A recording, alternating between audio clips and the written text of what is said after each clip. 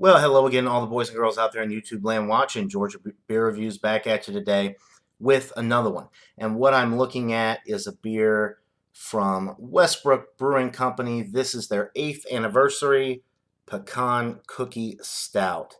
Now, I did a video earlier in which Michael Kormeroff joined me, and I did give it a review on there, so you can watch that video if that's something you're interested in. But I wanted to give a quick solo review of it while I still had some left. Westbrook Brewing Company is out of Mount Pleasant, South Carolina. The 8th anniversary Pecan Cookie Stout is 9% alcohol by volume. The IBUs are not listed. It is an imperial stout brewed with pecans, winter spices, and vanilla added. For our 8th anniversary beer, we created a chocolatey pecan cookie in beer form. Roasted pecans, winter spices, and vanilla blend with dark roasted malts and candy syrup for a decadent dessert delight. This this beer was bottled on December 3rd, 2018, so relatively fresh, and for a 9% ABV stout, you're not going to have any issues. Obviously, I poured it because I did a video earlier. It did pour with about a finger of a very deep beige color. The appearance is pretty much black. The aroma, some sweet chocolate like milk chocolate. Definitely getting the pecans, like a pecan pie aroma. A little bit of vanilla. Not really getting the winter spices, but maybe they'll appear on the palate more than on the aroma. But that's pretty much it for the aroma. So without further ado, let's get into this brew. Cheers, guys.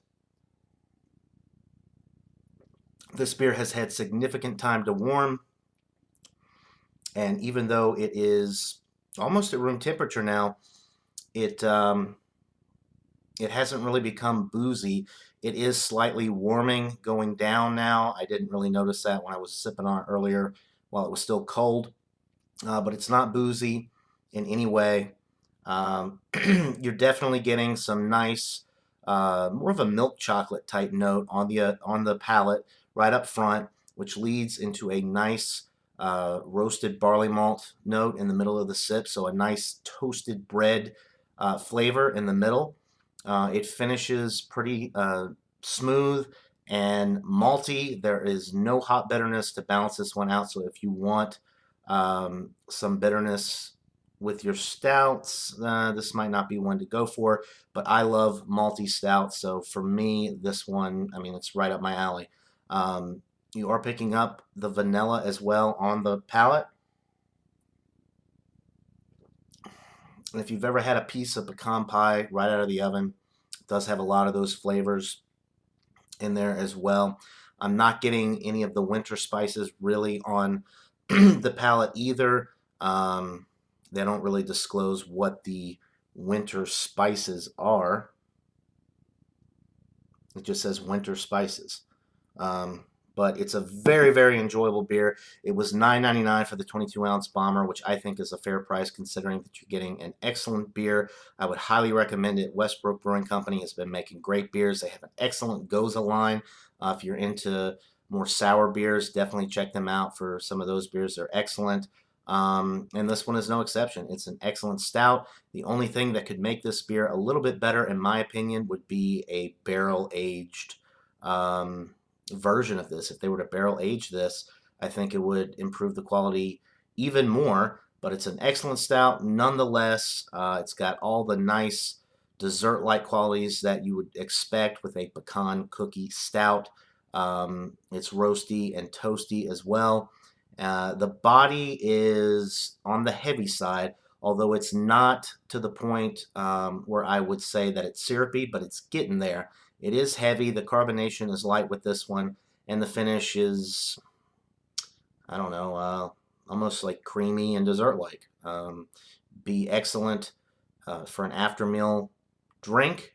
And the 9% ABV, you drink one of these, you'll be good to go. You wouldn't really want to drink too much of this anyway because of the heavy body, but it's an excellent beer. I would highly recommend it. If you're interested in finding their beers in your area, you could always go to their website, westbrookbrewing.com. They have a pretty good website. I think they have a beer finder on there, if I'm not mistaken, but maybe not. But either way, they have great descriptions of all of their beers on the website if you're interested in more information. So that'll do it for this quick review. If you're interested in a little bit more information and maybe a little bit more entertainment, then go check out my Georgia Beer Reviews live review of this beer, in which I was joined by Michael Kormaroff early this morning.